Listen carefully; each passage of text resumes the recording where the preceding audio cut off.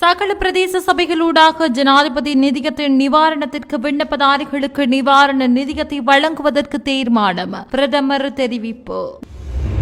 முன்னாள் ஜனாதிபதி ரணில் விக்ரமசிங்கவின் அரசியல் வேலையில் சிக்க வேண்டாம், சஜித் பிரேமதாசவிடம் கோரிக்கை. இந்திய கடற்றொழிலாளர்களின் பிரச்சினையை ஓரிரு வாரங்களில் தீர்க்க முடியாது, நலிந்த ஜெயதிச சுட்டிக்காட்டு.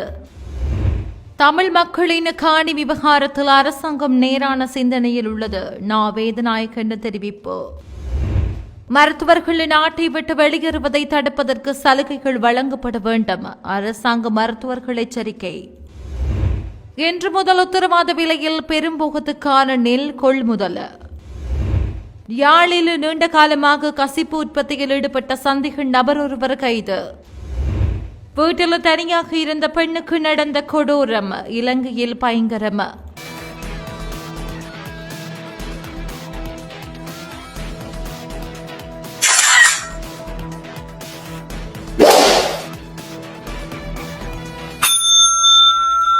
சகல பிரதேச சபைகளூடாக ஜனாதிபதி நிதியத்தின் நிவாரணத்திற்கு விண்ணப்பிப்பதற்கும் விண்ணப்பதாரிகளுக்கு நிவாரண நிதியத்தை வழங்குவதற்கும் தீர்மானிக்கப்பட்டுள்ளதாக பிரதமர் கலாநிதி ஹரணி அமரசூரிய தெரிவித்துள்ளார். நாடாளுமன்றத்தில் நேற்று நடைபெற்ற அமர்வில் பிரதமருடனான கேள்வி நேரத்தின் போது ஆளும் தரப்பின் உறுப்பினர் டி.கே. ஜெயசுந்தர முன்வைத்த கேள்விகளுக்கு பதிலளிக்கையிலேயே மேற்கண்டவாறு கூறியுள்ளார். அவர் மேலும் கருத்து தெரிவிக்கையில், ஜனாதிபதி நிதியத்தின் சேவையை விரிவுபடுத்த நடவடிக்கை எடுத்துள்ளோம். இதற்கமைய சகல பிரதேச சபைகள் நிதியத்தின் ஒத்துழைப்பை பெற்றுக் கொள்வதற்கு நிகழ்நிலை முறைமையூடாக விண்ணப்பம் செய்வதற்கும் பிரதேச சபைகளூடாக நிவாரண நிதியை வழங்குவதற்கும் நடவடிக்கை எடுக்க தீர்மானிக்கப்பட்டுள்ளது. இதற்கு புதிய கணனி கட்டமைப்பு உருவாக்கப்பட்டு அரசு உத்தியோகத்தர்களுக்கு பயிற்சி வழங்கப்படும். ஏழ்மை ஒழிப்பு, கல்வி மற்றும் மத மேம்பாடு மற்றும் நாட்டுக்கு சேவையாற்றிய தரப்பினருக்கு நிவாரணம் அளித்தல் மற்றும் நலன்புரி சேவைகளுக்காக ஜனாதிபதி நிதியம் உருவாக்கப்பட்டது. 1978 ஆண்டு 7ஆம் இலக்க சட்டத்தின் பிரகாரம் நிதியத்தின் தலைவராக ஜனாதிபதியும் நிர்வாக சபையின் உறுப்பினர்களும் உள்ளடங்குகின்றனர். குறைந்த வருமானம் பெறும் குடும்பங்களின் நலனை கருத்தில் கொண்டே ஜனாதிபதி நிதியம் உருவாக்கப்பட்டது. ஆனால் கடந்த கால அரசாங்கங்களில் ஜனாதிபதிகளின் நண்பர்கள் மற்றும் அவர்களுக்கு சார்பான அரசியல்வாதிகளுக்கு மாத்திரமே நிதி வழங்கப்பட்டது. நிதியம் முறைகேடாக பயன்படுத்தப்பட்டது. இதனை நாட்டு மக்கள் நன்கு அறிவார்கள். ஜனாதிபதி நிதியத்திலிருந்து முறையற்ற வகையில் நிதி பெற்றுக் கொண்டவர்கள் நாட்டுக்கு சேவையாற்றியவர்கள் என்ற அடிப்படையில் நிதி பெற்றுக் கொள்ளவில்லை. ஆகவே இந்த விடயம் குறித்து முறையான விசாரணைகள் மேற்கொள்ளப்பட்டுள்ளன என குறிப்பிட்டுள்ளார். முன்னாள் ஜனாதிபதி ரணில் விக்ரமசிங்கவின் அரசியல் வேலையில் சிக்க வேண்டாம் என சஜித் பிரேமதாசவிடம் கோரிக்கை விடுக்கப்பட்டுள்ளது. ஐக்கிய மக்கள் சக்தியின் தலைமையை வலியுறுத்தி எதிர்வரும் 8ஆம் தேதி காலை கட்சியின் தலைமையகத்திற்கு முன்பாக ஆர்ப்பாட்டம் ஒன்று ஏற்பாடு செய்யப்பட்டுள்ளது. ஐக்கிய தேசிய கட்சியுடனான கூட்டணியை எதிர்த்து இந்த போராட்டம் ஏற்பாடு செய்யப்பட்டுள்ளது. இதனை சுஜீவ சேனசிங்க, பிரசாத் ஸ்ரீவர்தன மற்றும் சரித் அபேசிங்க ஆகியோர் ஏற்பாடு செய்ததாக தகவல்கள் பரவியுள்ளன. அதேவேளை ஐக்கிய தேசிய கட்சி மற்றும் ஐக்கிய மக்கள் சக்தியின் ஒன்றிணைவு தொடர்பான கலந்துரையாடல்களை பின்வரிசை நாடாளுமன்ற உறுப்பினர்கள் எதிர்ப்பதாக வெளியான செய்திகள் போலியானவை என ஐக்கிய மக்கள் சக்தியின் பொதுச் செயலாளர் ரஞ்சித் மத்தும பண்டார தெரிவித்துள்ளார்.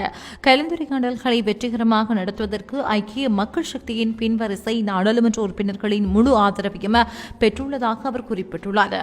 இரு கட்சிகளிலும் உள்ள மிகச்சிறிய குழுவினர் மட்டுமே தங்கள் குறுகிய நலன்களுக்காக இரு கட்சிகளும் இணைவதை விரும்பவில்லை எனவும் அந்த குழுவின் எதிர்ப்பையும் மீறி நாட்டின் நலனுக்காக இரு கட்சிகளும் இணைவார்கள் என ரஞ்சித் மத்தும பண்டார தெரிவித்துள்ளார்.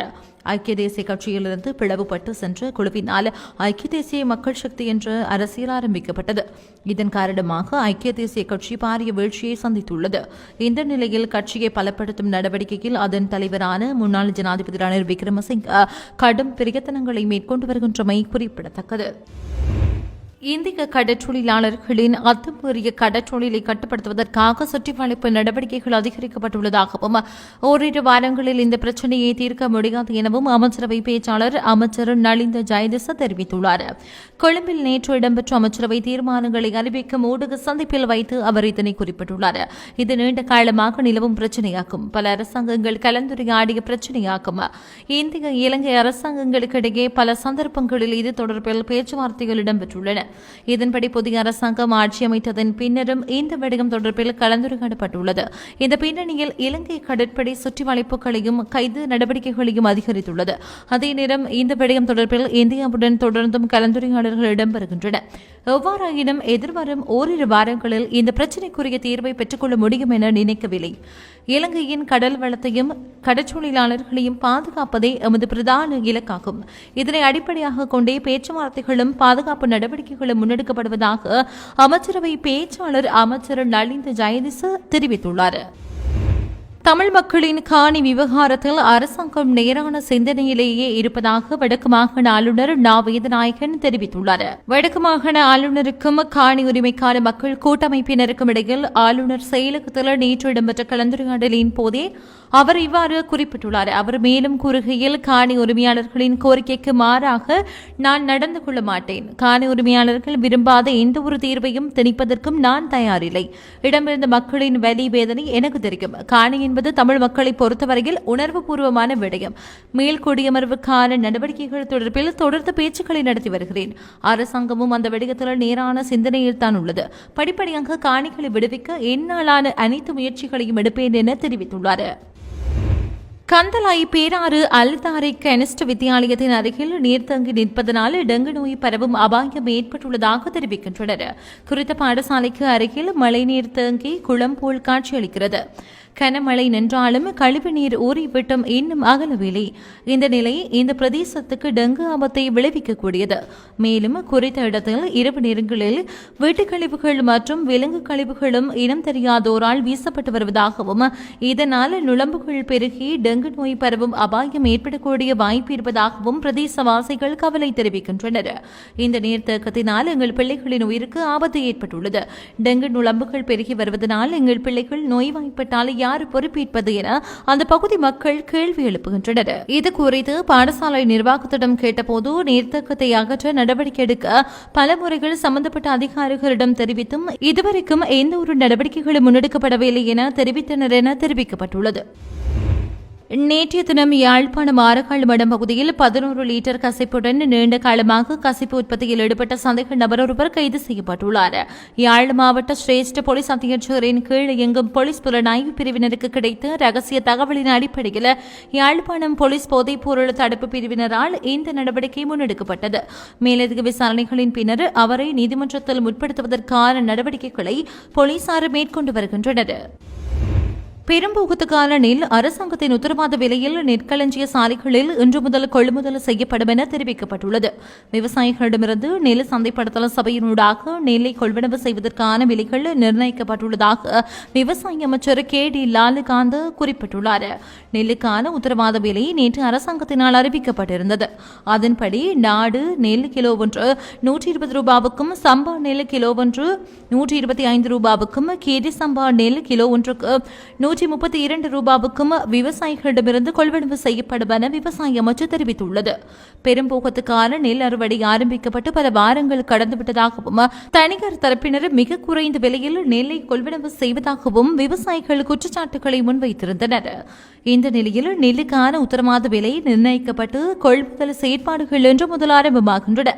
அதே நேரம் அரசாங்கம் நெல்லுக்கான உத்தரவாத விலையை அறிவித்துள்ள போதிலும் விவசாயிகள் மற்றும் விவசாய பிரதிநிதிகள் உத்தரவாத விலை போதுமானதாக இல்லை என தெரிவிக்கின்றனர்.